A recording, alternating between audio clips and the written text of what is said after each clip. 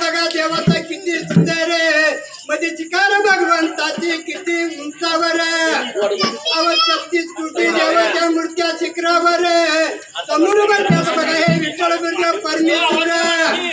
आगती बसल्या बघा विठ्ठलाच्या मांडीवर समोर तुळस दिसते कशी हिरवी निगार नगरखाना देवाला बांधलाय किती शोभेदार सोन्याचा कळूच्या देवाच्या शिखरावर अव कधीच्या देवाचा जरा मोठा आधार